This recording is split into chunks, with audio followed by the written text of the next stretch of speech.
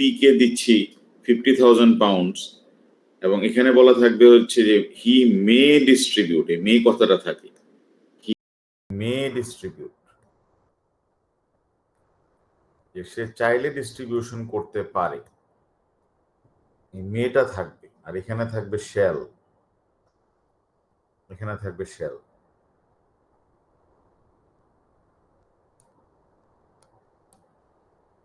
ঠিক আছে, এখানে একটা শ্যাল থাকবে, মানে অব্লিগেশন থাকবে, আর এখানে মে থাকবে, সুতরাং কোনো অব্লিগেশন নাই। ডিস্ট্রিবিউশনের ব্যাপারেই তোমার তাকে ফ্রিডম দিয়ে দেওয়া হচ্ছে, তখন এটা হবে পাওয়ার অফ অ্যাপয়েন্টমেন্ট। আর ডিস্ট্রিবিউশন তাকে করতে হবে, কিন্তু অ্যামাউন্টটা তার ডিসক্রিশন, এটা হচ্ছে ডিসক্রিশনারি ট্রাস্ট।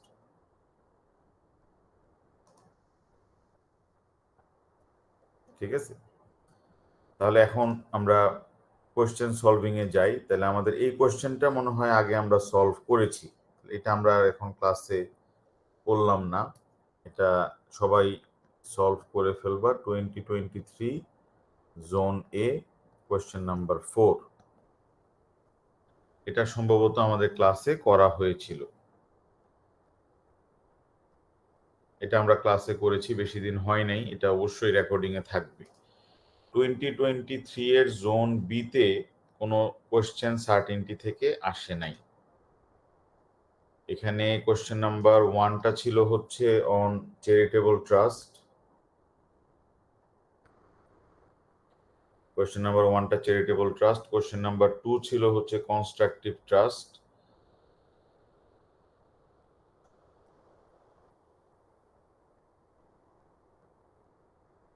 তারপর কোয়েশ্চেন নাম্বার 3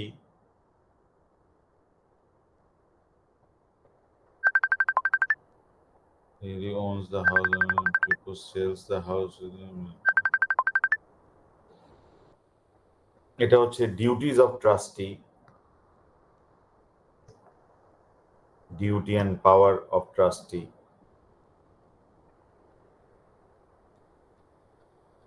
আর এটা হচ্ছে নন চ্যারিটেবল পারপাস ট্রাস্ট। বাস 3টা কোয়েশ্চেন কমন হয়ে গেছে, এনসিপিটি আসছে, কনস্ট্রাকটিভ ট্রাস্ট আসছে, চ্যারিটেবল ট্রাস্ট আসছে। প্রথম পৃষ্ঠা থেকে 3টা কোয়েশ্চেন কমন থাকতেছে।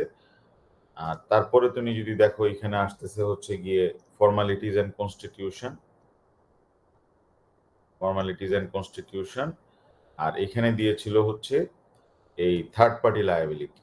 থার্ড পার্টি লায়াবিলিটির উপরে প্রচুর এসে দেয়, এটা হচ্ছে নোয়িং রিসিপ্ট আর হচ্ছে ডিসঅনেস্ট অ্যাসিস্ট্যান্স, যেটা আমি বলতেছি যে এটা করা লাগবে আর কি, এটা করা লাগবে, এটার এসে করা লাগবে, কারণ এটা কঠিন কোনো এসে না।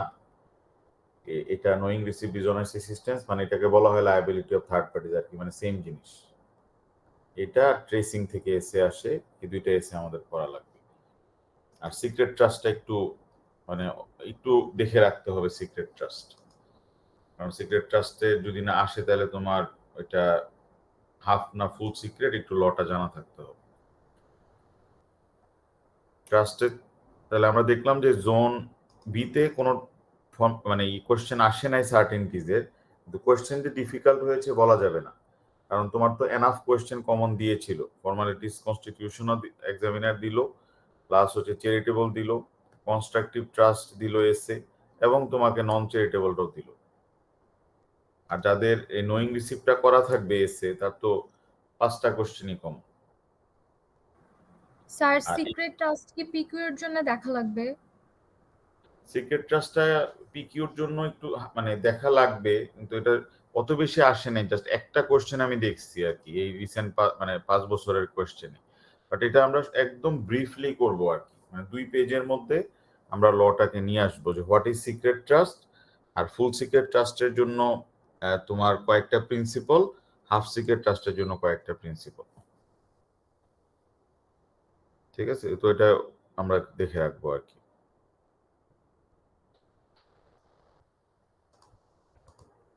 যে সবার জন্য পড়তে হবে নট মানে ওরকম ম্যান্ডেটরি না, বাট দেখে রাখলে ভালো আর কি। এই 2টা এসে করতেই হবে।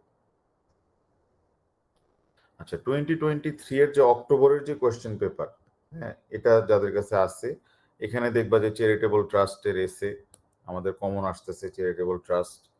তারপরে এটা এটা হচ্ছে ওই যে ট্রাস্টিজ তোমার duty and breach, duty and breach থেকে একটা পিকিউ দেয়। এটা হচ্ছে গিয়ে রেজাল্টিং ট্রাস্ট এসে, দুইটা কোশ্চেন কমন পড়ে গেল। রেজাল্টিং ট্রাস্ট আমরা করেছি কয়েকদিন আগেই। চ্যারিটেবল ট্রাস্ট এটা হচ্ছে who died last month, এটা টু ডিস্ট্রিবিউট, এটা হচ্ছে সার্টেনটিস, এটা হচ্ছে সার্টেনটিস। আর এখানে দিয়েছে হচ্ছে ফর্মালিটিজ এর উপরে এসে।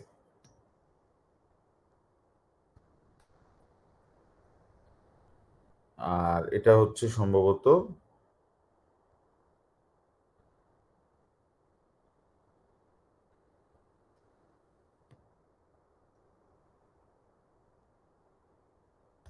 এটা হচ্ছে গিয়ে তোমার এই পাওয়ার অফ ট্রাস্টি। এই বছর দুইটা কোশ্চেন দিয়েছিল ট্রাস্টির বিচের থেকে। এখানে কনস্ট্রাকটিভ ট্রাস্টেরও সম্ভবত ইস্যু আছে। আচ্ছা, তাহলে তারপরও দেখা যাচ্ছে যে আমাদের ওই মানে চারটা কোশ্চেন বা পাঁচটা কোশ্চেন আমাদের কমন থাকে, চ্যারিটেবল, রেজাল্টিং, সার্টিনটি তিনটা, আর ওইদিকে আমাদের ফর্মালিটিস।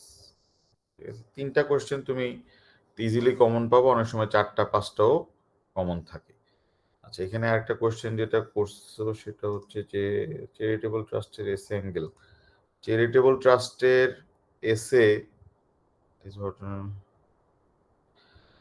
এটার জন্য আমার সাজেশন যেটা হবে যে চ্যারিটেবল ট্রাস্টের ক্ষেত্রে বা যে কোনো এসের জন্য তোমার যে কোনো ফর এনি এসে, যেটা কমন সাজেশন খেয়াল রাখবা,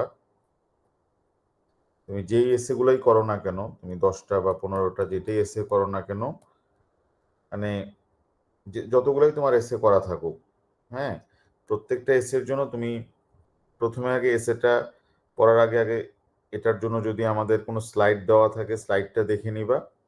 তারপরে হচ্ছে এটার যেই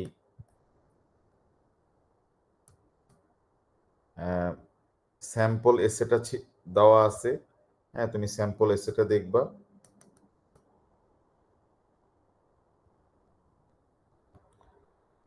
স্যাম্পল এসেটা দেখবা, তারপরে তুমি এসেটা প্রিপেয়ার করে ফেলবা, পার্সোনাল এসেটা প্রিপেয়ার করবা।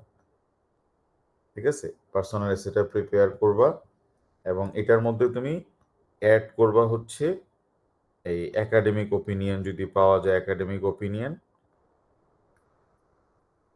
প্লাস নিউ কেসেস থাকলে নিউ কেসেস। তাহলে তোমার লটা জানা থাকলে তুমি কোয়েশ্চেন কমন ফলাইতে পারবা। হ্যাঁ, কারণ চ্যাপ্টার না পড়া থাকলে অনেক সময় তুমি কোশ্চেনটাই বুঝবা না, এই জন্য স্লাইডটা একটু পড়ে নিতে হবে। তারপর স্যাম্পল এসেটা দেখে স্ট্রাকচারটা দেখে এটা এসেটা প্রিপেয়ার করলা, পার্সোনাল কোশ্চেন এখানে অ্যাড করলো একাডেমিক ওপিনিয়ন।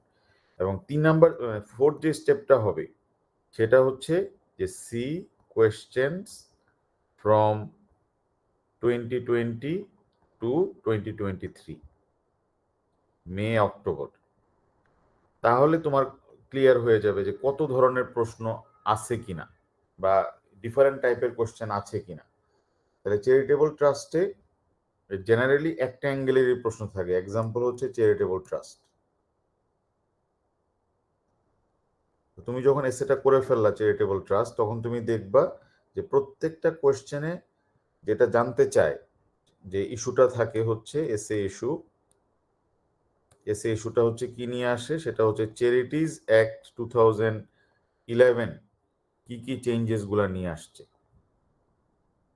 ওল্ড ল ভার্সেস নিউ ল, এবং পাবলিক বেনিফিট যে টেস্টটা, পাবলিক বেনিফিট টেস্টটার উপরে ফোকাস করে। এই হচ্ছে গিয়ে জেনারেল ইস্যু। এবং পাবলিক বেনিফিটের মধ্যেও যেটার উপরে ফোকাস করে সেটা হচ্ছে যে পোভার্টির যে ইস্যুটা ছিল, যে পোভার্টির জন্য আগে পাবলিক বেনিফিট স্যাটিসফাই করা লাগতো না, কিন্তু এখন সেকশন 4-এ বলতেছে যে কোনো ট্রাস্ট হোক না কেন আর কোনো প্রিজাম্পশন এখন নাই। এবং এখানে ইন্ডিপেন্ডেন্ট স্কুল কেস, হ্যাঁ, এরকম 3-4টা কেস আছে যেগুলো তাদের ফেভারিট, এগুলা ডিসকাস করতে হয়।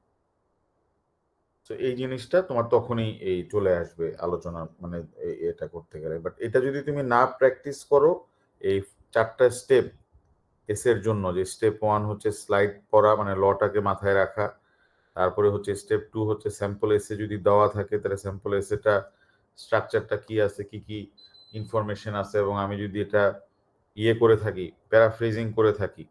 আর কয়েকজন আমাকে যেটা বললো, সেকেন্ড ইয়ারের স্টুডেন্ট, মানে ও ফার্স্ট ইয়ারও ভালো রেজাল্ট করছে, তো ওর এসে গুলা সেগুলো যে রেডি করছে, মানে টর্ট ইউ, তারপরে হচ্ছে প্রপার্টি ল, হ্যাঁ, অনেকগুলো আর্টিকেল দিছে সে, প্রতিটা এসের জন্য 10-12টা করে আর্টিকেল, বাট ওর 45% পর্যন্ত প্লেজারিজম দেখাচ্ছে। তো এখন টার্নিটিন অনেক আপডেট করছে, সবাইকে টার্নিটিন দিয়ে একটু চেক করে নিতে হবে। টার্নিটিন এখন চ্যাট জিপিটিও ধরতে পারে, কুইল বোর্ড ধরতে পারে, যে কোনো এআই ধরতে পারে। সো এখন খুব কেয়ারফুলি প্যারাফ্রেজিংটা করতে হবে, এটা খেয়াল রাখবা যে টার্নিটিন একদম দিয়ে দেয় যে গুগলের কোন লিঙ্ক বা মানে কুইল বোর্ডের কত পার্সেন্ট এটা শো করতেছে। প্যারাফ্রেজিংটা করার আগে বা পরে তুমি অবশ্যই ইয়ে করে নিবা। হ্যাঁ, টার্নিটিন একদম পুরা চেঞ্জ করে নিছে কিন্তু তাদের সেট আপটা। এটা কি কেউ চেক করছো তোমাদের মধ্যে, কেউ টার্নিটিন দিয়ে রিসেন্টলি? স্যার আমি তো এর মাঝখানে আমার 6টা এসে চেক করাই নিছি আপনার এই যে টার্নিটিন থেকে। হ্যাঁ, হ্যাঁ, তোমার এসেতে কেমন আসছে প্লেজারিজম? স্যার আমার লোয়েস্ট আসছে 3% আর হাইয়েস্ট আসছে 18%। তাহলে তো তোমার খুবই ভালো হয়েছে। স্যার তুমি কি 18% যেটা, এটা তো অনেক, কারণ এত তো রাখা যাবে না, একদম 7%-এর নিচে রাখতে হয়, নাইলে রিস্ক হয়ে যায় অনেক। না, মানে এটা কি হয় যে তোমার যখন মানে যার 45% শো করছে, হ্যাঁ, ওটার ক্ষেত্রেও মানে পরে যেটা দেখা গেছে যে 45% দেখাইলেও তাকে তেমন একটা চেঞ্জ, মানে মানে যদি কমায় ফেলে 30%-এ আনে, তাও তারটা আলটিমেটলি প্রেজারাইজড হবে না। কেন হবে না? কারণ এই 45% শো করার পরেও এটা এই হিউম্যান এক্সামিনারের কাছে যাবে। হ্যাঁ, আর হিউম্যান এক্সামিনার তখন দেখবে যে এখানে ওই প্রত্যেকটার মধ্যেই ইনভার্টেড কমা আছে, যেখানে যেখানে দেওয়া ছিল কোটেশন। আবার প্রত্যেকটার মধ্যেই তোমার রাইটারের নাম দেওয়া আছে, আর্টিকেলের নাম দেওয়া আছে, রাইটার, তারপরে হচ্ছে আর্টিকেলের নেম, সব দেওয়া আছে, মানে সোর্স দেওয়া আছে। তাহলে হিউম্যান স্যার এক্সামিনার আমি যখন, হ্যাঁ, স্যার আমি একটা জিনিস দেখলাম যে ওই যে আপনাকে স্যার ওই দিন যেটা জিজ্ঞেস করলাম যে সোর্সেস লিখবো নাকি, স্যার আমার এমনি কোনো কিছুতেই প্লেজারিজম আসে না, বিকজ আমি তো কোনো নোট থেকে লিখি না, বাট আমার ম্যাক্সিমাম প্লেজারিজম আসে হচ্ছে ওই যে বইয়ের নামগুলা, আর্টিকেলের নামগুলা, তারপর ওই অথরের নামগুলা। এখন স্যার ওগুলা তো মানে কিছু করতে পারবো না, ওগুলা তো আর চেঞ্জ না, করার কোনো ওয়ে নাই। একদম ওয়ে নাই, এবং এটা নিয়ে ওয়ারিও করার কিছু নাই, বিকজ হিউম্যান এক্সামিনার যখন ওর কাছে যাবে তখনই উনি ওই প্লেজারিজমের এই ইস্যুটা উনি ক্রস করে দিবে আর কি। কিন্তু ও যদি ওই সোর্স গুলা না দিত, তাহলে 45% তো হিউজ, মানে একদম শিওরলি উইথহেল্ড হয়ে যেত। কিন্তু পরে আমি চেক করে দেখছি যে এখন মানে টার্নিটিন মানে একদম আর্টিকেলের নাম পর্যন্ত লাল দাগ দিয়ে দিচ্ছে, ডাবল কোটেশন দেওয়ার পরেও লাল দাগ দিয়ে দিচ্ছে। তো এরকম আর কি অবস্থা। এই জন্য সবাইকে একটু এসে গুলা মানে ইয়ে করে নিলে বেটার হয় আর কি। আচ্ছা, তাহলে এটা গেল হচ্ছে গিয়ে লামিয়ার যে কোশ্চেনের অ্যান্সারটা। তাহলে লামিয়া তো চ্যারিটেবল ট্রাস্টের অ্যাঙ্গেলটা বলে দিলাম। আচ্ছা, এখন সার্টিনটির আমরা এখন সলভিং গুলা করে ফেলি। তাহলে 2023 October, zone A, question number 4, discuss the validity of the following dispositions of the will of Nazim who died last month. Nazim রোজার মাসেই মারা গেছে, ঠিক আছে? নাজিমের মনে হয় ঈদ হয় নাই, পহেলা বৈশাখও হয়নি। এখন নাজিমের উইলের মধ্যে এই জিনিসগুলো দেওয়া ছিল। 50,000 pounds to my trustee to distribute in their absolute discretion among my relatives who live in Big Town. 75,000 pounds to my trustees, certain that they will follow my wishes and distribute it equally between my cousins. 500,000 pounds to my trustees to build and maintain a bowling green for the inhabitants of Big Town. The balance of my estate for the education of my brother Alfonso. এটা হচ্ছে আমাদের question. তাহলে আমরা প্রথমে দেখতেছি হচ্ছে যে এটা উইলের মধ্যে করা আছে, তার মানে হচ্ছে গিয়ে এটা নাজিমের উইল। নাজিম যদি উইল করে থাকে তাহলে নিশ্চয়ই একটা এক্সিকিউটর থাকবে, আর তার উইলের মধ্যে এই 4টা পারপাস আছে, A B C and D. এখন এই ট্রাস্টগুলা যদি ভ্যালিড হয় তাহলে প্রপার্টিগুলা এই প্রত্যেকটা ট্রাস্টের জন্য চলে যাবে, এই ট্রাস্টের আন্ডারে যে বেনিফিশিয়ারি আছে তাদের কাছে চলে যাবে।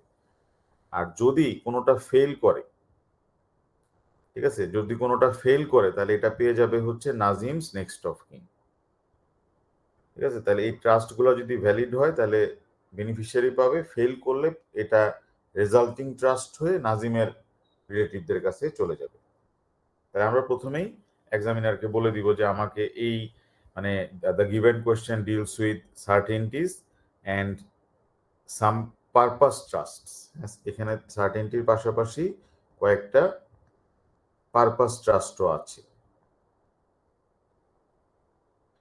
তারপরে বলবা যে if this trusts turned out to be valid then property will be distributed among the specified beneficiaries, but if for the lack of certainties or other reasons these trusts fail, then a resulting trust might arise. ঠিক আছে, তখন এটা তুমি এক্সামিনারকে clear করে দিলা আর কি। এখানে resulting trust হলে এটা চলে যাবে হচ্ছে নাজিমের নেক্সট অফ কিনের কাছে, নাজিমের স্টেটের কাছে জিনিসটা চলে যাবে। তারপরে তুমি বলে দিবা যে সার্টেনটির ক্ষেত্রে আমাদের কিছু রিকোয়ারমেন্ট আছে, সেটা হচ্ছে যে নাইট ভার্সেস নাইট কেসে লর্ড ল্যাংডেল যেটা বলতেছে যে আমাদেরকে সার্টেনটি অফ ইন্টেনশন স্যাটিসফাই করতে হবে, সাবজেক্ট ম্যাটার অ্যান্ড হচ্ছে অবজেক্ট। মোরওভার কারেন্টলি জাজেস যেটা রিকোয়ার করে সেটা হচ্ছে the trust must also be administratively workable and it must not be capricious. তাহলে সার্টেনটি বলতে কি বোঝায়, হ্যাঁ, এটা তুমি এক্সপ্লেইন করে দিবা। Moreover, it should be mentioned that certainty of subject matter has two elements. The property must be separated from other properties of the settler, and the beneficiaries of the subject matter must also be certain. দুইটা জিনিস subject ম্যাটারের ক্ষেত্রে certain হইতে হয়, মানে all property থেকে trust প্রপার্টিটা আলাদা করতে হয়, আর ওই প্রপার্টি আবার কে কে পাবে, B1 B2 যদি মাল্টিপল বেনিফিশিয়ারি থাকে এটা আবার আলাদা করে দিতে হয়। আর আরেকটা, যেহেতু এই কোশ্চেনের মধ্যে পারপাস ট্রাস্টের ইস্যু আছে, তখন তুমি বলে দিলা যে জেনারেলি পারপাস ট্রাস্ট যদি চ্যারিটেবল হয় এটা ভ্যালিড হয়, কিন্তু যদি পারপাস ট্রাস্টটা নন চ্যারিটেবল হয় সেটা ভয়েড হয়ে যায়। এই ইনিশিয়াল পয়েন্টসগুলা বলার পর 200 বা 300 ওয়ার্ডে তুমি জিনিসটা লিখলা। এটা বলার পরে তারপরে বলবা now I shall deal with each of the purposes of Nazim's will in turn. তারপরে তুমি ABCD আলাদা করে লিখলা। প্রথমে থাকবে তোমার একটা 200 ওয়ার্ডস বা 250 ওয়ার্ডসের একটা ইন্ট্রোডাকশন। তারপরে তুমি ফার্স্ট পারপাসটা নিয়ে ডিসকাস করবা, ABCD। তাহলে তুমি প্রথমে 300 থেকে 400 ওয়ার্ড ইন্ট্রোডাকশনের জন্য দিলা, ঠিক আছে। তারপর প্রত্যেকটার জন্য তুমি টার্গেট করবা যে আমি প্রত্যেকটার জন্য 400 to 500 ওয়ার্ডস এর মধ্যে আমি শেষ করব। ম্যাক্সিমাম মানে মিনিমাম 400, ম্যাক্সিমাম 500, কারণ তো টাইম কভার করতে পারবা না। এটা প্রত্যেকটার জন্য তোমার একটা প্যাটার্ন থাকবে। তাহলে তোমার আলটিমেটলি মানে প্রত্যেকটা কোশ্চেনে হয়তো 1500 থেকে 1800 ওয়ার্ডের মধ্যে তোমার অ্যান্সার হবে, যেহেতু 3 ঘন্টার এক্সাম, তুমি তো সময় পাচ্ছ, ঠিক আছে। এটা বেশি বেশি ওয়ার্ড যে তা কিন্তু লাগবে না তোমার জিনিসটা, এটা এখানে জাস্ট খেয়াল রাখবা আর কি।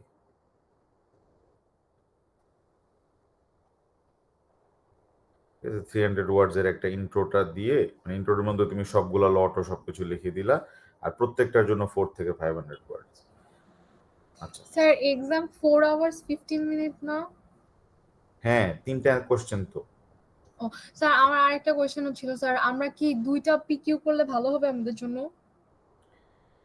আহ, তুমি যেটা খেয়াল রাখবা যে তোমার মানে 6টার মধ্যে বেস্ট 3টা অ্যান্সার কোনটার আছে, এটা তুমি খেয়াল রাখবা যে আমার কি 3টা বেস্ট অ্যান্সার 2টা পিকিউতে হবে নাকি না 2টা ইকিউতে হবে, এটা তুমি খেয়াল রাখবা।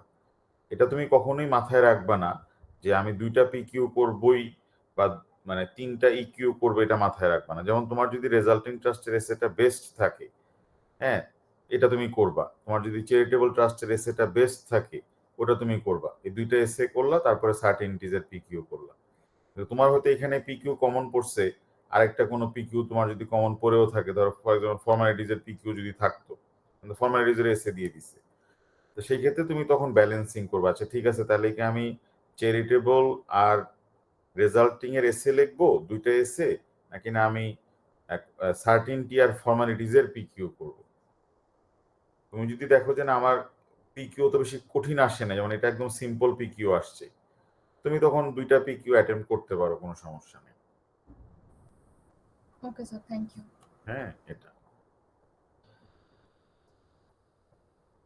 আচ্ছা। তাহলে এখন আমরা যেটা দেখতেছি সেটা হচ্ছে যে প্রথম পারপাসটা, যে 50,000 pounds to my trustees to distribute in their absolute discretion among my relatives who live in big town।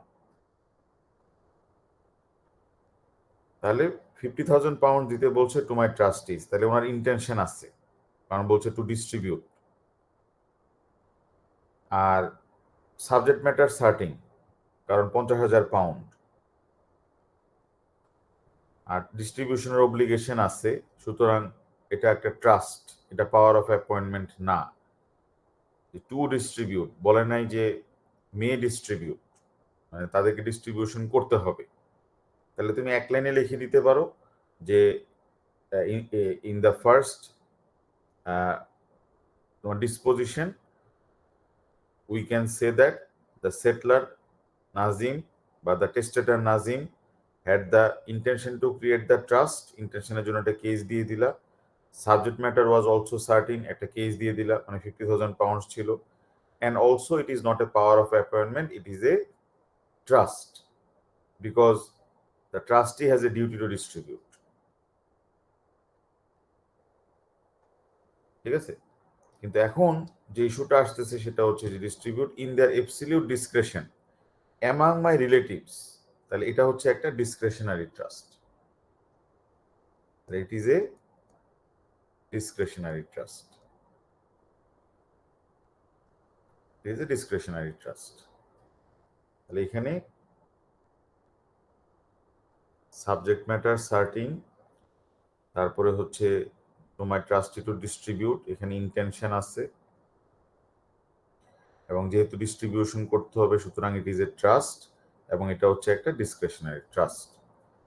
এখন আমাদেরকে দেখতে হবে যে ডিসক্রেশনারি ট্রাস্টের ক্ষেত্রে বেনিফিশিয়ারিটা কি সার্টেন কিনা, হ্যাঁ, এবং এটা কি অ্যাডমিনিস্ট্রেটিভলি ওয়ার্কেবল কিনা। যেহেতু এটা ডিসক্রেশনারি ট্রাস্ট, ডিসক্রেশনারি ট্রাস্টে আমাদের বেনিফিশিয়ারি সার্টিনের জন্য যে টেস্ট আছে সেই টেস্টটা তোমাকে লিখতে হবে, যে টেস্ট ফর ডিসক্রেশনারি ট্রাস্ট। তুমি এখানে বললো যে ডিসক্রেশনারি ট্রাস্টের জন্য আগে একটা টেস্ট অ্যাপ্লাই করা হতো, সেটা হচ্ছে গিয়ে ফিক্সড লিস্ট টেস্ট, বেনিফিশিয়ারির একটা লিস্ট প্রিপেয়ার করা লাগতো। ম্যাকফেল এন্ড ডাউলটন কেসের আগ পর্যন্ত আইআরসি ভার্সেস ব্রডওয়ে কেস অনুযায়ী লিস্ট করা লাগতো। তাহলে যদি আগের টেস্ট অ্যাপ্লাই করা হতো তাহলে সব রিলেটিভসদের একটা লিস্ট করতে হবে। কিন্তু ম্যাকফেল এন্ড ডাউলটন কেসে বলে দিয়েছে, এবং রি-বেইডেন 2 কেসে বলে দিয়েছে যে ডিসক্রিশনারি ট্রাস্টের ক্ষেত্রে এখন আর কোনো লিস্ট করা লাগবে না। ঠিক আছে, ডিসক্রিশনারি ট্রাস্টের ক্ষেত্রে এখন আর কোনো লিস্ট প্রিপেয়ার করা লাগবে না। এখন যদি বেনিফিশিয়ারি কনসেপচুয়ালি সার্টিন হয় তাহলেই ট্রাস্টটা ভ্যালিড হয়ে যাবে, লিস্ট আর প্রয়োজন নাই হচ্ছে মেক করার জন্য। ক্লিয়ার জিনিসটা? তাহলে তুমি এই ম্যাকফেলেন ডাউল্টনের উপরে ফোকাস করতে হবে।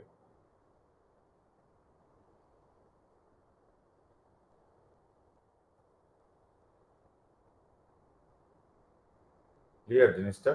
তাহলে তুমি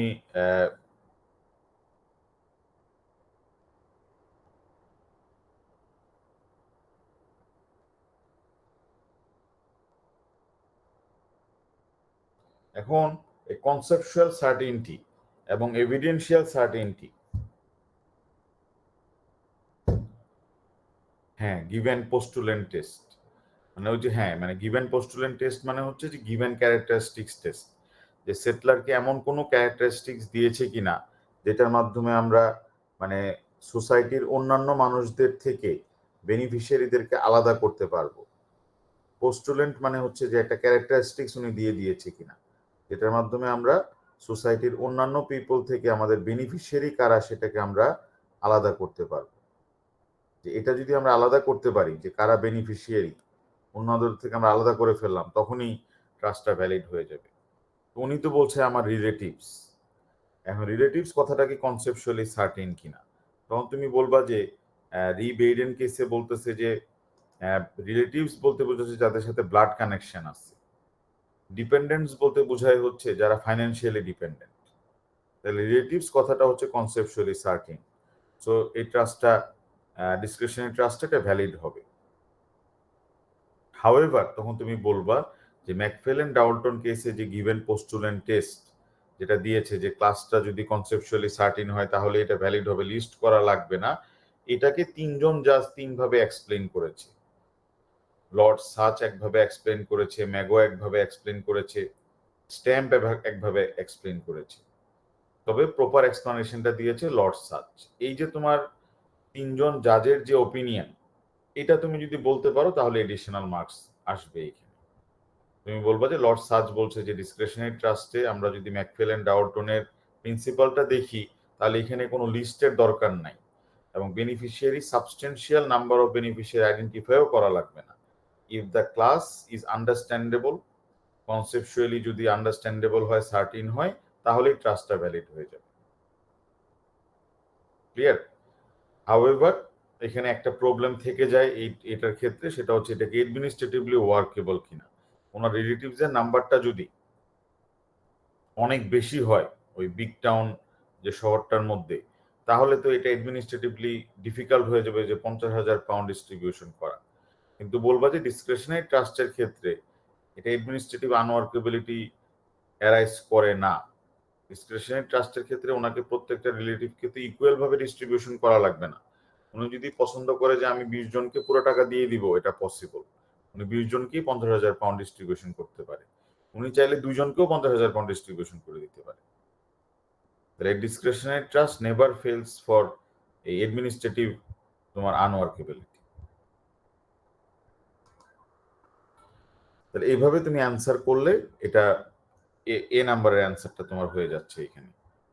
তাহলে এই নাম্বারের অ্যান্সারের জন্য তাহলে আমাদের যে ইস্যুগুলো আমাদের ডিসকাস করলাম সেটা হচ্ছে ডিসক্রিশনারি ট্রাস্ট আমরা ডিসকাস করব, তারপর ডিসক্রিশনারি ট্রাস্টের জন্য যে টেস্ট আছে সেটা আমরা বলবো। আমাদের মূল কেস হচ্ছে ম্যাকফেল এবং হচ্ছে রি বেইডেন, এবং আমরা চাইলে পুরাতন টেস্ট আমরা বলে নিতে পারবো। তারপর এই টেস্টটা আমরা অ্যাপ্লাই করবো to the question, apply to the question. আর ভালো নাম্বার পাওয়ার জন্য আমরা এই 3 জাজেস যে ওপিনিয়ন আছে সেটা আমরা অ্যাড করব, লর্ড সাচ, লর্ড ম্যাগো এবং হচ্ছে গিয়ে তোমার লর্ড স্ট্যাম্প, এই তিনজনের ওপিনিয়নটা আমরা অ্যাড করে দিব।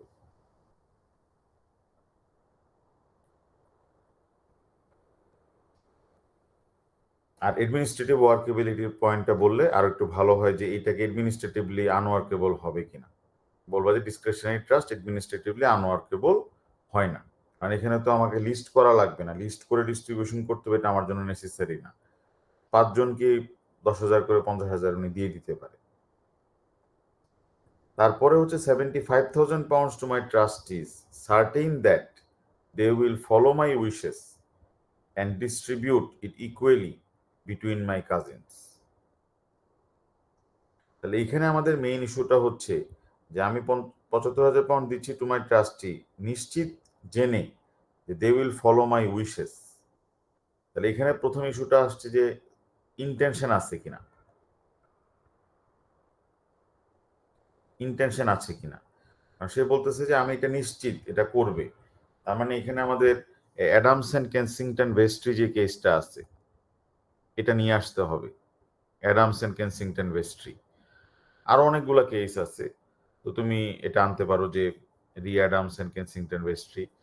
তো এটাতে, তো এখানে তুমি বলবা যে এখানে উইশ, হোপ, ডিজায়ার এগুলাকে বলা হয় প্রিকেটরি ওয়ার্ডস, আর প্রিকেটরি ওয়ার্ডস ট্রাস্ট ক্রিয়েট করার জন্য সাফিসিয়েন্ট না। উইশ, হোপ, ডিজায়ার যদি থাকে তাহলে রি অ্যাডামস এন্ড কেনসিংটন ভেস্ট্রি কেসে বলছে এটা সাফিসিয়েন্ট না। ঠিক আছে, এটা হতে হবে ইম্পারেটিভ ওয়ার্ডস, অব্লিগেটরি ওয়ার্ডস থাকতে হবে। এটা তুমি কেস বললা। তারপরে তুমি বললা যে এটা কন্ট্রাস্টিং কেসের নাম হচ্ছে কমিস্কি। কমিস্কি কেসে বলছে যে যদি কোর্ট দেখে অল দ্য কনটেক্সট, এটা খুঁজে যদি দেখে যে ইন্টেনশন আছে, তাহলে কোর্ট বলে দিবে যে এখানে একটা ট্রাস্ট হবে। তাহলে কমিস্কি ভার্সেস বোরিং হেনবেরি কেসে এটা বলে দেওয়া আছে। হ্যাঁ, এখন আমরা যদি দেখি যে certain that they will follow my wishes and distribute, এই যে অনেকগুলা কথা কিন্তু আছে যে ডিস্ট্রিবিউট করবে, আমার আমি সার্টেইন এবং ডিস্ট্রিবিউশনটা ইকুয়ালি করবে। তাহলে আমরা যদি অল দ্য সার্কামস্টেন্সেস দেখি, মানে অল দ্য কনটেক্সট দেখি, তাহলে কিন্তু আমরা দেখতেছি যে না, ওনার ইন্টেনশন আছে যে টাকাটা যেন আলটিমেটলি কাজিনসের কাছে যায়, এটা উনি ট্রাস্টিদেরকে গিফট হিসেবে দিতে চাচ্ছে না। তাহলে আমাদের কেসের ফ্যাক্টটা এটা কমিস্কির মতো, এটা রি অ্যাডামসের মতো না। তাহলে সার্টেনটি অফ ইন্টেনশন নিয়ে তোমাকে এখানে একটা প্যারাগ্রাফ লিখতে হবে ফার্স্ট, যে এখানে ইন্টেনশনটা কি সার্টেন ছিল কিনা। ইন্টেনশন যদি, যেহেতু আমরা প্রুফ করতে পারতেছি সাবজেক্ট ম্যাটার নিয়ে কিছু লেখার নাই, বিকজ সাবজেক্ট ম্যাটার হচ্ছে 75,000 পাউন্ডস, তখন তুমি সরাসরি চলে যাবা হচ্ছে অবজেক্ট নিয়ে। অবজেক্ট নিয়ে তুমি এখানে যেটা বলবা সেটা হচ্ছে যেহেতু ইকুয়ালি দিতে বলেছে, সুতরাং it is a fixed trust. Fixed trust, আর ফিক্সড ট্রাস্টের জন্য আমাদের হচ্ছে গিয়ে fixed list test, fixed list টেস্টটা অ্যাপ্লাই করতে হবে। মানে যেটা করতে হবে, ট্রাস্টিরা তখনই এই 75,000 পাউন্ড ডিস্ট্রিবিউশন করতে পারবে তখন যদি তারা আমাদের সেটলারের মানে টেস্টেটরের সবগুলা কাজিনের একটা লিস্ট করতে পারে। তাহলে নাজিমের যতগুলা কাজিন আছে সবার একটা লিস্ট করতে হবে, লিস্ট করতে পারলেই শুধুমাত্র ডিস্ট্রিবিউশন করতে পারবে। আইআরসি ভার্সেস ব্রডওয়ে কটেজেস এই জিনিসটা, এটা টেস্টটা লিখতে হবে, টেস্টটা অ্যাপ্লাই করতে হবে, অ্যাপ্লাই টু কোয়েশ্চেন। এবং তারপরে বলতে হবে যে যদি এরকম হয় যে কিছু কাজিন যদি মিসিং থাকে, তখন তারা ইচ্ছা করলে পেপারে অ্যাড দিতে পারে। তারপরে হচ্ছে গিয়ে এই এই তোমার বেঞ্জামিন অর্ডার নিতে পারে। হ্যাঁ, এই এই অপশনগুলো তুমি এক্সামিনারকে বলে দিবা।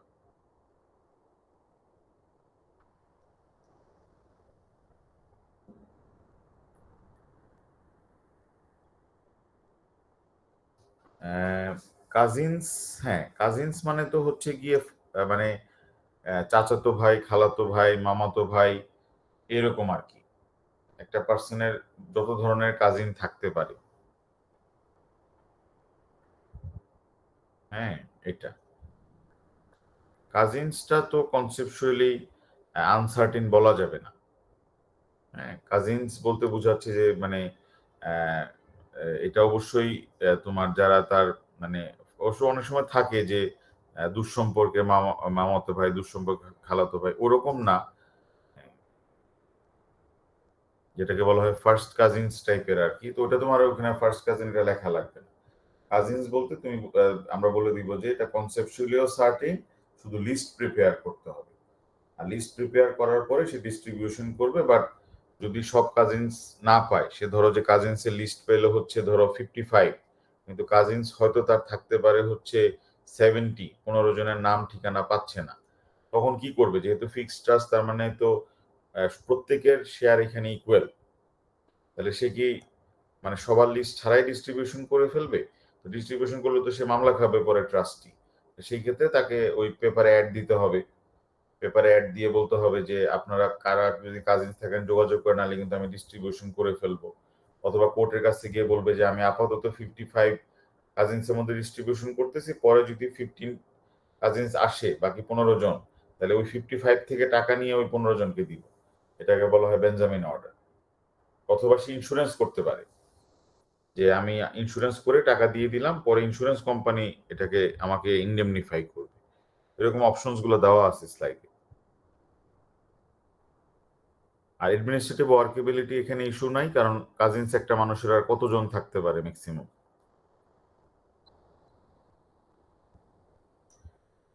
তো এখন আরেকটা পয়েন্ট আসতেছে হচ্ছে 500,000 pounds to my trustee to build and maintain a bowling green for the inhabitant of Big Town. তাহলে বিল্ড করতে হবে এবং মেনটেন করতে হবে কোনটা? বোলিং গ্রিন ফর ইনহেবিটেন্টস অফ তোমার বিগ টাউন। তাহলে আমরা এখানে যেটা বলবো যে এখানে সার্টেনটি নিয়ে তোমার কোনো প্রবলেম নাই, এখানে সার্টেনটি নিয়ে কোনো প্রবলেম নাই। কারণ এখানে সার্টেনটি নিয়ে প্রবলেম নাই, এখানে রিজনটা হচ্ছে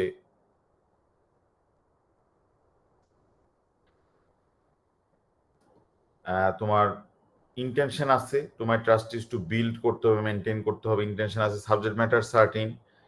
কিন্তু এখানে আমরা দেখতেছি যে বেনিফিশিয়ারি হচ্ছে ইনহেবিটেন্টস অফ বিগ টাউন। এটা তো একটা পারপাস, এটা তো একটা এক্সপ্রেস প্রাইভেট ট্রাস্ট না, ঠিক আছে? তাহলে এটা যদি একটা পারপাস হয়, তাহলে তো এখানের মধ্যে আমাদেরকে দেখতে হবে যে এটা কি চ্যারিটেবল পারপাস না নন চ্যারিটেবল পারপাস।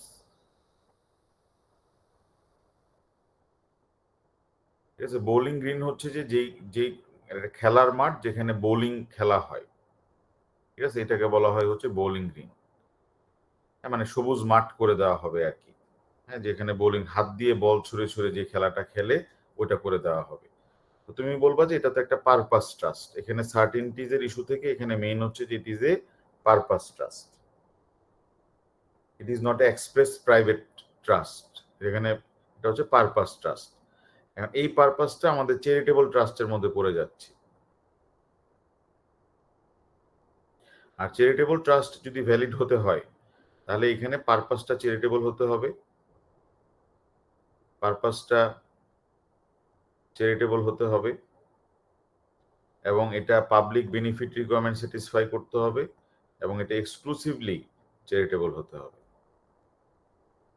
তাহলে এখানে পারপাসটা হচ্ছে কি স্পোর্টস, বোলিং গ্রিন, তার মানে যেখানে বোলিং খেলা হবে, অ্যাডভান্সমেন্ট অফ অ্যামেচার স্পোর্টস। কারণ ইনহেবিটেন্টস অফ বিগ টাউন তারা তো অলিম্পিকে খেলবে না, তারা তো ওয়ার্ল্ড কাপে খেলবে না, সুতরাং এটা পারপাসটা হচ্ছে চ্যারিটেবল। হ্যাঁ, সেকশন 3 সাবসেকশন 2 এর তোমার প্যারাগ্রাফ যততে হয় স্পোর্টসটা, তারপরে ইনহেবিটেন্টস অফ বিগ টাউন এখানে বোলিং করবে, হ্যাঁ, তো স্পোর্টসটাই এখানে মেইন। তারপরে তুমি আদার জিনিস দিতে পারো, এটা তোমার খেলাধুলা করলে তাদের কমিউনিটি ডেভেলপমেন্ট হবে, হেলথে ডেভেলপমেন্ট হবে, এগুলো এক্সট্রা, কিন্তু মেইন হচ্ছে অ্যামেচার স্পোর্টস। পাবলিক বেনিফিটের জন্য 5টা শর্ত আছে, 5টা শর্ত তুমি লিখে দিবা, যেটা চ্যারিটেবল ট্রাস্টের। কারণ এক্সামিনারটা কেন দিছে যে এক্সামিনার তো চ্যারিটেবল ট্রাস্ট থেকে এখানে এসে দিয়ে দিছে, তো এই জন্য প্রবলেম কোশ্চেন এখানে ঢুকাই দিল আর অল্প একটু ইস্যু, এই কোশ্চেনটার মধ্যে এই জন্য চ্যারিটেবল ঢুকাই দিচ্ছে। আর এটা হোললি এন্ড এক্সক্লুসিভলি চ্যারিটেবল, কারণ এখানের মধ্যে আমরা দেখতেছি না যে কোনো নন চ্যারিটেবল এলিমেন্ট আছে, সবাই খেলতে পারবে, ইনহেবিটেন্টস অফ বিগ টাউন যতজন লোক আছে, গরিবও খেলতে পারবে, রিচও খেলতে পারবে। তাহলে এটা চ্যারিটেবল ট্রাস্টের মধ্যে পড়ে যাচ্ছে, তাহলে পারপাস ট্রাস্ট কিন্তু এটা চ্যারিটেবল। আর লাস্টলি যেটা আসতেছে সেটা হচ্ছে যে দ্য ব্যালেন্স, এটা হচ্ছে ব্যালেন্স মানে যত টাকা অবশিষ্ট থাকবে, দ্য ব্যালেন্স, ব্যালেন্স মানে রেজিডুয়ারি প্রপার্টি, রেজিডুয়ারি ফান্ড যেটা থাকবে ওনার সবকিছু করার পরে, রিলেটিভদেরকে দেওয়ার পর, কাজিনদেরকে দেওয়ার পর, এই বোলিং গ্রিন এটা করার পরে যে রেজিডুয়ারি ফান্ড থাকবে, রেজিডুয়ারির ক্ষেত্রে আমাদের ইস্যুটা হচ্ছে এটা কি সাবজেক্ট ম্যাটার কি সার্টেন কিনা, সাবজেক্ট ম্যাটার কি সার্টেন কিনা। সাবজেক্ট ম্যাটার সার্টেন, রেজিডুয়ারি প্রপার্টি মানে হচ্ছে যে যা থাকবে, এটা এখন 10,000 পাউন্ডও থাকতে পারে, 20,000 পাউন্ডও থাকতে পারে, আবার 1,00,000 পাউন্ডও থাকতে পারে, যত অ্যামাউন্ট হবে। রেজিডুয়ারি প্রপার্টি ইজ অলওয়েজ সার্টেন, যেটা থাকবে of my state for the education, হ্যাঁ, অফ মাই ব্রাদার এলফেন্সো। এখানে তোমাকে বলতে হবে যে এডুকেশন আছে ঠিকই, but not charitable trust, not charitable trust. Charitable হবে না, এক লাইনে লিখে দিবা যেটা চ্যারিটেবল হবে না, because public benefit requirement satisfy করবে না, পাবলিক বেনিফিট রিকোয়ারমেন্ট স্যাটিসফাই করবে না। কারণ পাবলিক বেনিফিট তো হচ্ছে না, কারণ একজনের শিক্ষার জন্য করা হয়েছে। তাহলে এটা কিসের মধ্যে পড়বে? এটা হচ্ছে গিয়ে নন চ্যারিটেবল পারপাস ট্রাস্টের মধ্যে পড়বে। আর নন চ্যারিটেবল পারপাস ট্রাস্ট গুলো re Astor, re Endacott, Morice versus Bishop of Durham, এসব কেসে বলে দিয়েছে যে নন চ্যারিটেবল পারপাস ট্রাস্ট গুলো জেনারেলি ভ্যালিড হয় না। ঠিক আছে, যদি এটাকে আমরা নন চ্যারিটেবল এর মধ্যে ফেলি তাহলে এগুলো জেনারেলি ভ্যালিড হবে না। ঠিক আছে, রিঅ্যাস্টোর, রিএন্ডেকট, তারপরে হচ্ছে গিয়ে Morris versus Bishop of Durham, এই কেসেস গুলো। হাউএভার কয়েকটা এক্সেপশন আছে, কয়েকটা এক্সেপশনের মধ্যে আছে হচ্ছে যদি পার্টিকুলার কোনো অ্যানিমেলের জন্য ট্রাস্ট ক্রিয়েট করে, সেইং ফর দ্য মাসেস মানে উপাসনা করার জন্য ট্রাস্ট ক্রিয়েট করে, ফ্যামিলি মেম্বারদের জন্য কোনো প্রেয়ারের জন্য। আরেকটা হচ্ছে গিয়ে তোমার maintenance of the grave and monuments. এই তিনটার তো কোনোটা না, এটা তো পড়াশোনার জন্য দিচ্ছি, তো ওই তিনটা এক্সেপশনের মধ্যে আসতেছে না।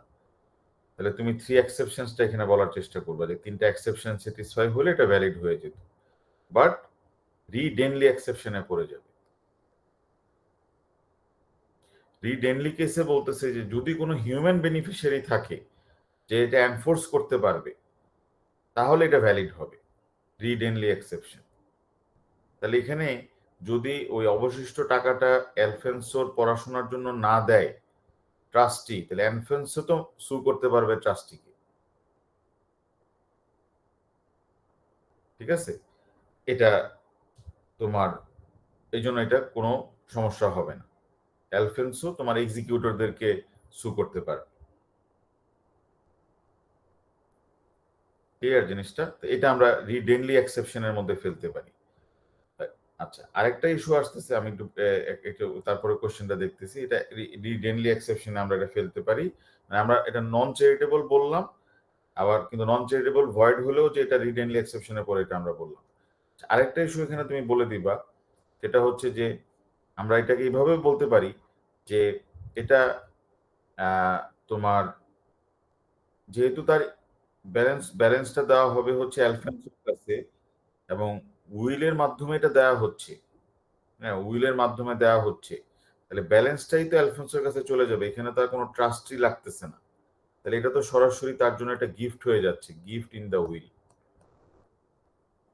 উইলের মধ্যে সরাসরি গিফট হয়ে থাকে তাহলে তো অ্যালফেন্সোকে আর কোনো কিছুর উপর রিলাই করতে হবে না। অ্যালফেন্সো বলবে কত টাকা রিলেটিভদেরকে দিচ্ছেন আমাকে জানান, কত টাকা কাজিনসদেরকে দিয়েছে জানান, আর বোলিং করতে কত টাকা গেছে, বাকিটার জন্য আমি সরাসরি বেনিফিশিয়ারি। তার মানে আমাকে চ্যারিটেবলও যাওয়া লাগবে না, নন চ্যারিটেবলও যাওয়া লাগবে না, আমার কোনো এক্সেপশনই যাওয়া লাগবে না, এটা সরাসরি আমার জন্য উইলে দেওয়া গিফট, এই জন্য এটা ভ্যালিড হবে। অ্যালফেন্সো বলবে যে এটা কোনোভাবেই ব্যাক করে নাজিমের নেক্সট অফ কিনের কাছে যাবে না, এটা আমার কাছেই আসবে। হ্যাঁ বলো সাদিয়া। স্যার এটা যদি গিফট হয় তাহলে গিফটের জন্য কি ওই যে সার্টেনটি অফ সাবজেক্ট ম্যাটার তারপর এগুলা ডিসকাস করতে হবে? এই যে আমরা বললাম যে রেজিডুয়ারি প্রপার্টি এটা সার্টিন, ও আর আচ্ছা তার আচ্ছা, এই ইনক্লুশন আছে, বিষয়টা। আর বেনিফিশিয়ারি তো অ্যালফেন্সো একাই। স্যার আসসালামু আলাইকুম স্যার। ও হ্যাঁ বুঝছি, স্যার। স্যার আমরা ওই যে নন চ্যারিটেবল ট্রাস্টে আরেকটা বিষয় পড়ছিলাম স্যার, ট্রাস্ট হ্যাঁ for person limited by purpose. এখানে হ্যাঁ রি স্যান্ডারসন ট্রাস্ট নামে একটা কেস ছিল স্যার, যদি হ্যাঁ কোনো একটা এডুকেশন বা এরকম একটা চিলড্রেনের ক্ষেত্রে পারপাসের মাধ্যমে লিমিটেড করে দেয়, তখন আপনার এরকম প্রাইভেট পারপাস ট্রাস্টগুলো স্যার এখানের মধ্যে ভ্যালিড করে দিচ্ছে। হ্যাঁ কেসটা হ্যাঁ ছিল স্যার রি স্যান্ডারসন স্যান্ডারসন ট্রাস্ট। রিওসোবা একটা কেস আছে দেখবা। জি স্যার, অষ্টবার তারপর হলো হ্যাঁ এরকম ওই কেসটাতে। হ্যাঁ, এটাও তুমি দিতে পারো। হ্যাঁ, যে trust for a person limited by purpose, তার মানে হচ্ছে এই মানে 30,000 পাউন্ড ওনার চোখের অপারেশনের জন্য। হ্যাঁ, ধরো তাহলে কিন্তু এটা ট্রাস্ট ফর এ পার্সন, কিন্তু ওনাকে একবারে দেওয়া যাবে না টাকাটা, ওনার চোখের অপারেশনের জন্য দিতে হবে। এগুলা ভ্যালিড হয়, নন চ্যারিটেবল হলেও এটা ভ্যালিড হবে। অবশ্যই তুমি এটা মেনশন করতে পারো ওই রিস স্যান্ডারসন রি অথবা ওই কেসেস গুলো। এক্সিলেন্ট পয়েন্ট, তাহলে এগুলো আমাদের জন্য ভালো হবে এই কোশ্চেনটা যদি আমরা করে ফেলতে পারি। ঠিক আছে, তাহলে একটা সার্টিনটিজের কোশ্চেন আমরা এখানে দেখলাম 2023-এর অক্টোবর জোন এ। আচ্ছা, আরেকটা কোশ্চেন আমরা দেখে ফেলি 2023-এর অক্টোবর জোন বি। তাহলে 2023-এর অক্টোবরের জোন বি, এখানে আমাদের 1 নাম্বার কোশ্চেনটা ছিল হচ্ছে যে except as a fiduciary must place herself in a position and due to conflict তোমার but is less clear what it means in practice। তার মানে এটা কনস্ট্রাকটিভ ট্রাস্ট, এটা মনে আমরা করেছিলাম এই কোশ্চেনটা, মানে আগে মনে পড়া হয়েছিল, বাট এটা ফাইডুশিয়ারি রেসপন্সিবিলিটির উপর বেশি ফোকাস করতেছে। আর এই কোশ্চেনটা আমি বলছিলাম যে এখানে একটা পার্ট সম্ভবত আমি দেখছিলাম ইয়ের উপরে, এটা মনে হয় এটা কান্ট্রি সাইড, এটা হচ্ছে চ্যারিটেবল ট্রাস্টের ইস্যু আছে, রিলিফ অফ ডিস্ট্রেস, এটা চ্যারিটেবল ট্রাস্টের ইস্যু, চ্যারিটি প্লাস সাইপ্রি আছে,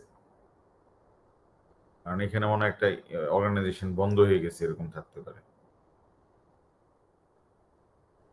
আর আনসার্টেনটি রেজাল্টিং ট্রাস্ট, এই প্রথম 3টা কোশ্চেনই কমন পড়ে যাবে, constructive trust, focusing on fiduciary, আর চ্যারিটি, আর হচ্ছে রেজাল্টিং ট্রাস্ট। তারপরও দেখি আমরা এখানে উইল ডিসপোজিশন, এটা সার্টেনটিজের ইস্যু আছে। আর এটা হচ্ছে যে স্ট্রেঞ্জার্স লায়াবিলিটি, মানে লায়াবিলিটি অফ থার্ড পার্টি, যেটা হচ্ছে knowing receipt and dishonest assistance, knowing receipt and dishonest assistance, liability of third party আর কি, liability of third party।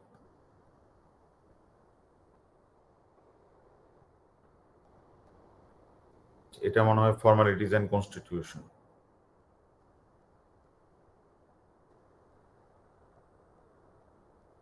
আর এটা আরো একটা ইস্যু আছে, মানে ব্রিচ অফ ট্রাস্টেরও সম্ভবত ইস্যু থাকতে পারে, ব্রিচের ইস্যু থাকতে পারে। যাই হোক, আমাদের ফোকাসটা হচ্ছে যেহেতু সার্টেনটি, আমরা সার্টেনটিজের কোশ্চেনটা দেখি। Thelia died in August 2023. In her will, she made the following dispositions: 80,000 pounds to my trustee for my nieces Jane and Elizabeth in order that they might learn French. আমার মনে ইজিলি মানে আল্লাহর মধ্যে তোমরা পারবা এটা। এটা ওই যে প্রথমে সার্টেনটি দিয়ে ডিসকাস করবা, আর তারপরে এটা পারপাসের মধ্যেও চলে আসবে, এই যে trust for a person limited by purpose, মানে trust for persons limited by purpose. মানে এখানে তো যদি বলতো যে 80,000 pounds to my trustee for my nephew and nieces, এটা যদি না লেখা থাকতো তাহলে তো আমরা শুধু সার্টেনটি ডিসকাস করলেই অ্যান্সার শেষ। এটা যদি না লেখা থাকতো, এতটুকু লেখা থাকলে আমরা বলতাম যে এখানে সাবজেক্ট ম্যাটার সার্টেন, ইন্টেনশন আছে, আর এটা হচ্ছে গিয়ে বেনিফিশিয়ারি হচ্ছে সার্টেন, জেন এবং এলিজাবেথ, ফিক্সড ট্রাস্ট। আর যদি জেন এন্ড এলিজাবেথের কাকে কত টাকা দিবে বলা না থাকে, তাহলে ইকুইটি যেটা ফলো করে সেটা হচ্ছে ইকুয়ালিটি, তার মানে জেন পাবে 40,000 আর এই এলিজাবেথ পাবে 40,000। কিন্তু এক্সামিনার তো বলে দিছে যে এখানে প্রথমে সার্টেনটি দিয়ে তুমি লিখবা, যেখানে সার্টেনটি নিয়ে কোনো সমস্যা নাই, কিন্তু মেইন ইস্যুটা হচ্ছে যেটা তো একটা পারপাস ট্রাস্ট, ক্লিয়ার জিনিসটা? তাহলে এতটুকু পর্যন্ত হচ্ছে আমাদের certainty issue, certainty issue satisfy করবে, ইন্টেনশন, তারপরে হচ্ছে সাবজেক্ট ম্যাটার, তারপরে অবজেক্ট। কিন্তু সমস্যা হচ্ছে এটা তো পারপাস ট্রাস্ট, আর পারপাস ট্রাস্টের মধ্যে এটা তো চ্যারিটেবল হচ্ছে না, বিকজ দুইজনের শুধু এডুকেশন, এটা তো হচ্ছে নন চ্যারিটেবল পারপাস ট্রাস্ট, এগুলো তো সাধারণত ভয়েড হয়ে যায়। কিন্তু নন চ্যারিটেবল পারপাস ট্রাস্টের ক্ষেত্রে ভয়েডের জন্য কেস, তারপরে রিএন্ডেকোটের 3টা এক্সেপশন, রিডেনলি এবং একটু আগে হারুন যেটা বললো রি স্যান্ডার্স এবং অসোবা কেসটা দিয়ে বলতে হবে যে এই ধরনের মানে পারপাস যদিও নন চ্যারিটেবল, বাট যদি পারপাসটা হয় হচ্ছে ট্রাস্টটা হয় হচ্ছে for persons but limited for a purpose, মানে তাদের ফ্রেঞ্চ ল্যাঙ্গুয়েজ শেখার জন্য, তাহলে এটা এক্সেপশনের আন্ডারে পড়ে যাবে। এটা পারপাস ট্রাস্ট হলেও এটা ভ্যালিড হবে। তাহলে একটা পার্ট আমাদের এখানে হয়ে গেল যে এটা তাহলে প্রথমে সার্টেনটি ইস্যু আর দেন হচ্ছে গিয়ে পারপাস ট্রাস্ট ইস্যু, আর এটাতে ফোকাস করতে হবে নন চ্যারিটেবল পারপাস ট্রাস্ট।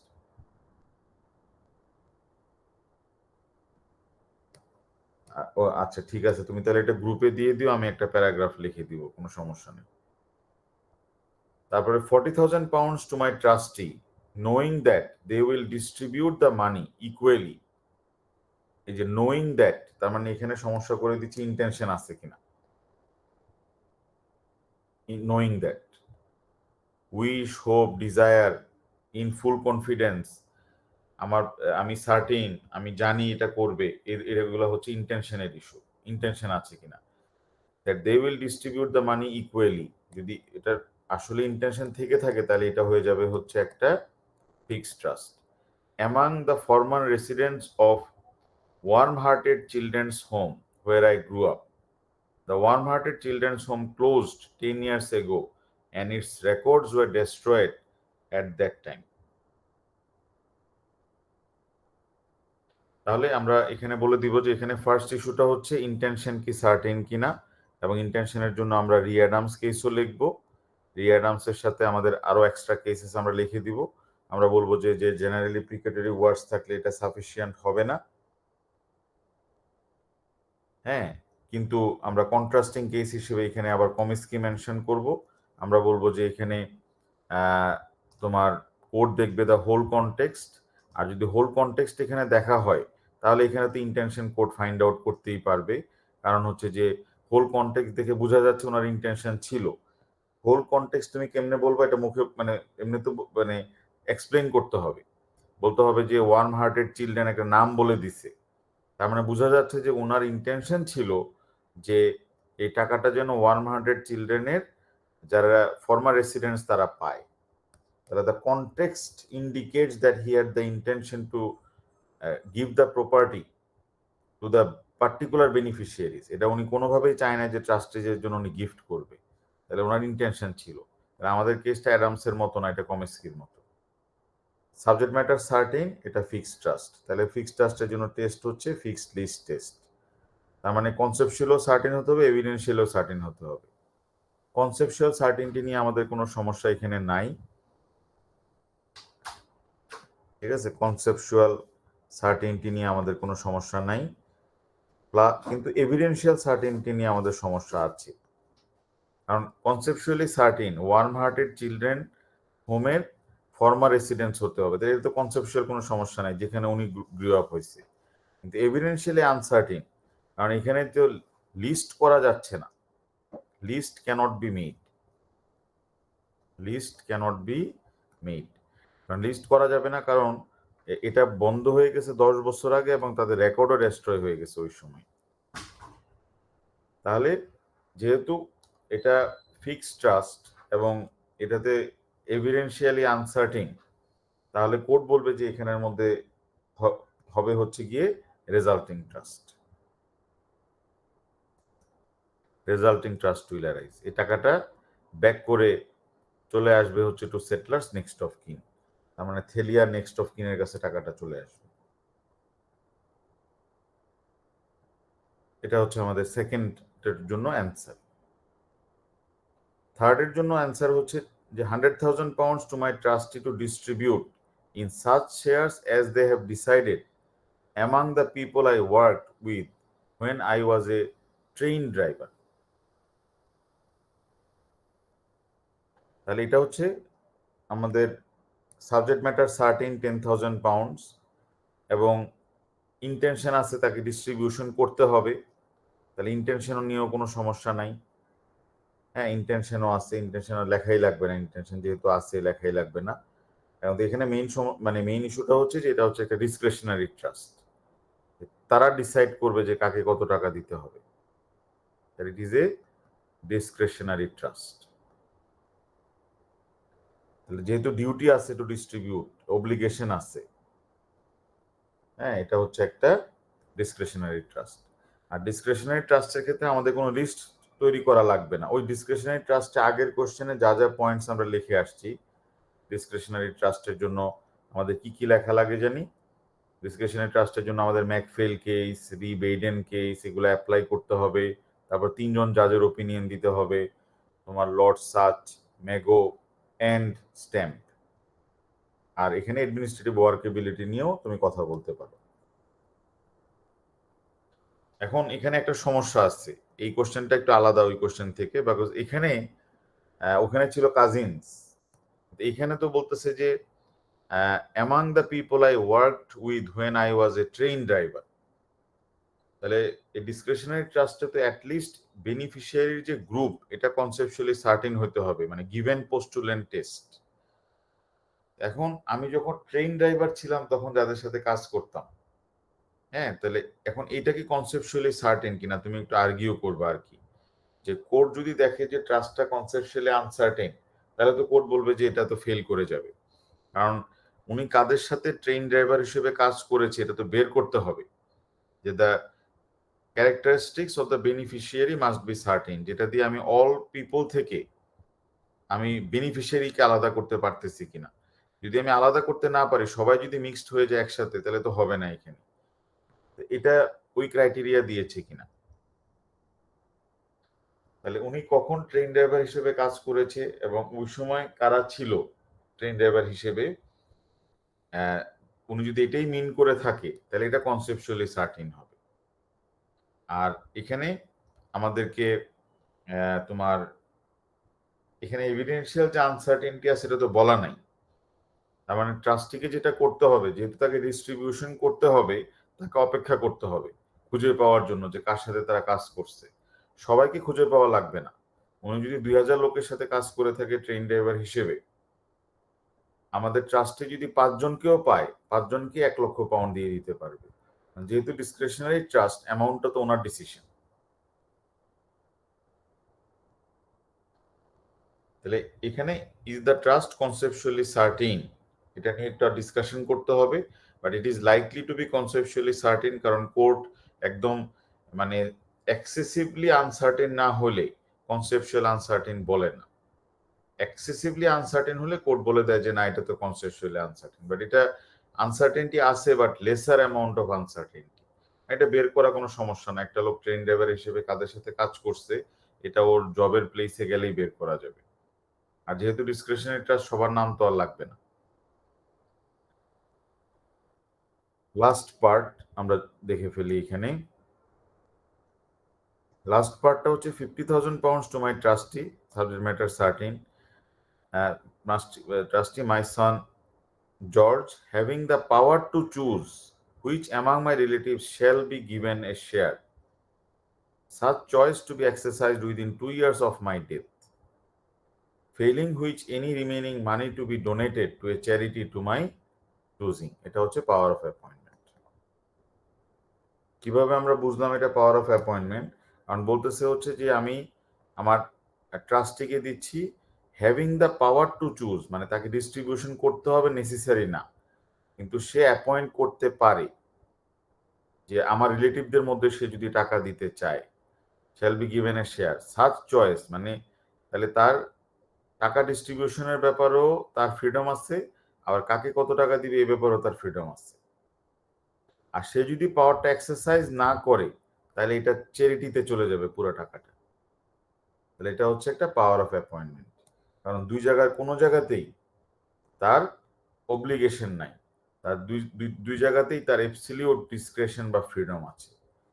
তাহলে পাওয়ার, এটাকে প্রথমে বলতে হবে যে ইট is A power of appointment, not a discretionary trust. তারপরে পাওয়ার অফ অ্যাপয়েন্টমেন্ট কি, ডিসক্রিশনারি ট্রাস্ট কি, এটা তোমার ডিফাইন করতে হবে। কেন তুমি এটাকে পাওয়ার অফ অ্যাপয়েন্টমেন্ট বললে, এটা জাস্টিফাই করতে হবে। তারপর বলতে হবে যে পাওয়ার অফ অ্যাপয়েন্টমেন্ট হচ্ছে 2 ধরনের পাওয়ার অফ অ্যাপয়েন্টমেন্ট, একটা হচ্ছে ফাইডুশিয়ারি পাওয়ার, আর একটা হচ্ছে পার্সোনাল পাওয়ার। এখানে যেহেতু উনি হচ্ছে গিয়ে একজন ট্রাস্টি, তাহলে এখানে হবে হচ্ছে ফাইডুশিয়ারি পাওয়ার, এটা হবে ফাইডুশিয়ারি পাওয়ার। তখন আবার ফাইডুশিয়ারি পাওয়ারের আবার ডিফাইন করতে হবে, স্লাইডে দেওয়া আহ, আছে definition। কিন্তু এবং স্যার ফাইডুশিয়ারি পাওয়ারের জন্য কেস দিতে হবে। স্যার পাওয়ারটা তো এখানে ওই ট্রাস্টি না, ওর সানকে দিছে, মানে স্যার জর্জকে। এই তো, ওই তো ট্রাস্টি হচ্ছে তার সান জর্জ। কিন্তু স্যার দেখেন স্যার বলছে 50,000 pounds to my trustees comma my son George, মানে স্যার ট্রাস্ট যদি জর্জকে দিত তাহলে তো স্যার ট্রাস্টি বলতো, ট্রাস্টিজ লেখা, তার মানে ট্রাস্টিজ আলাদা জর্জ আলাদা। ও আচ্ছা, তাহলে তুমি কি বলতে চাচ্ছ তাইলে?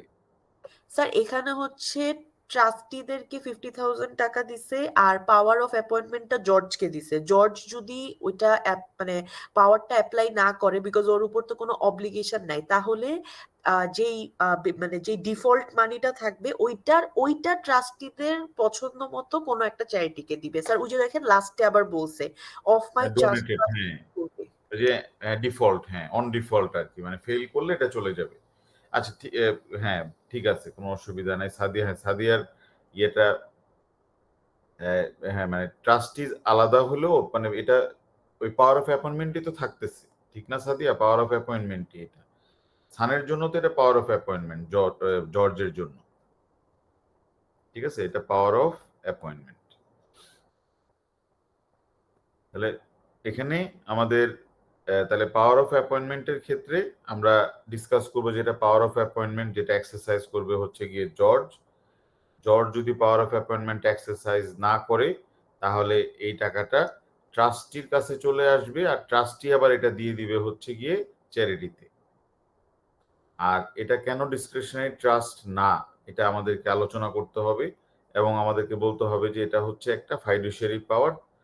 এবং বা তাহলে তো সাদিয়ার এক্সপ্লানেশনে গেলে তো এটা আবার পার্সোনাল পাওয়ারের মধ্যে চলে যাবে।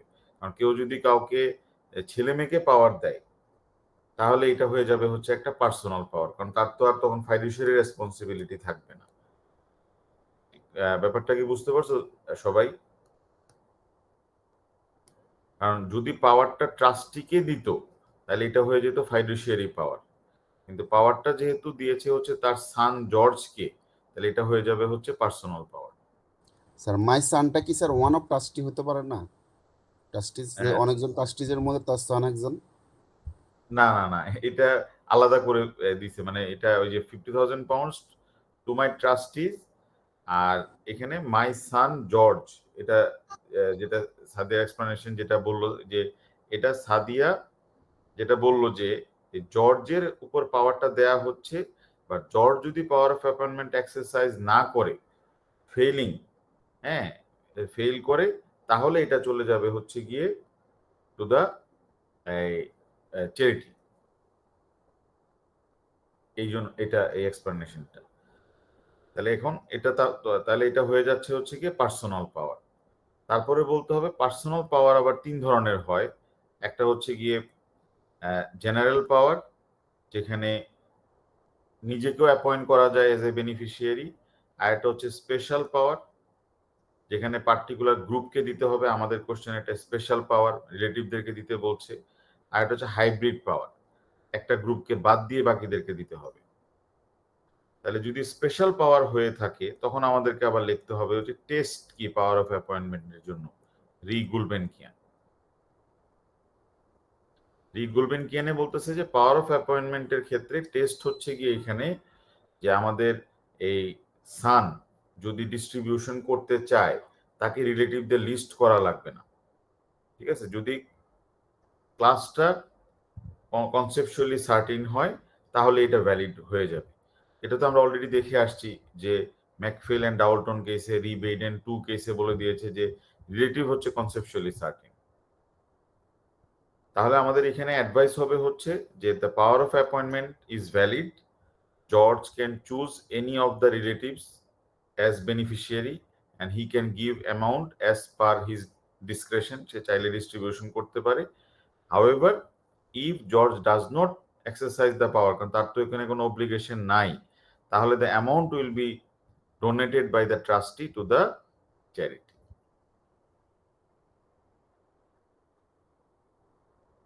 Clear?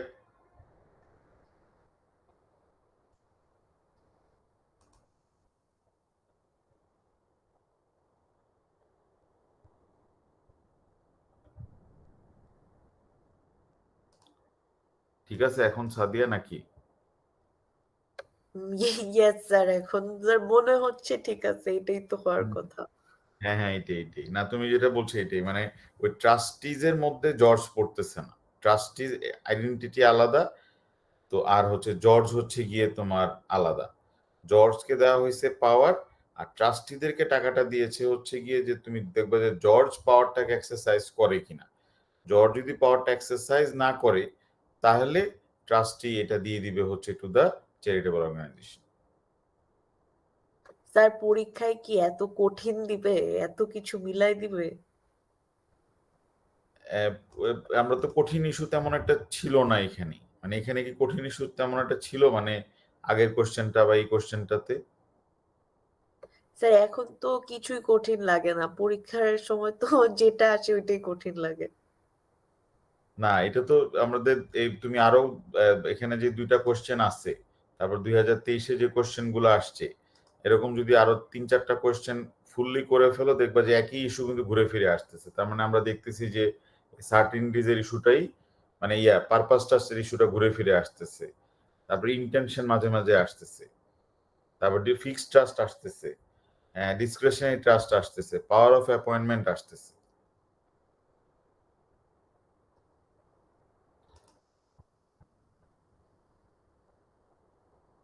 ঠিক আছে, তাহলে এই কোশ্চেনগুলো আমি এখন গ্রুপে দিয়ে দিচ্ছি, এটা ফুললি সলভ করতে হবে এবং অ্যান্সারটা মিনিমাম যেন তোমার 1500 ওয়ার্ডস এর মতো হয়, এটা খেয়াল রাখতে হবে।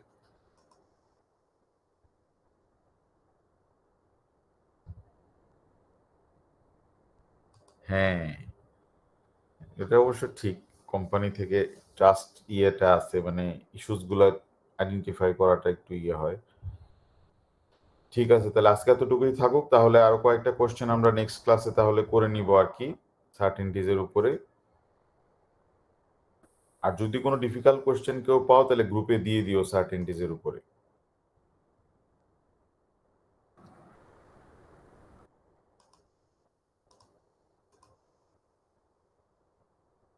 ঠিক আছে।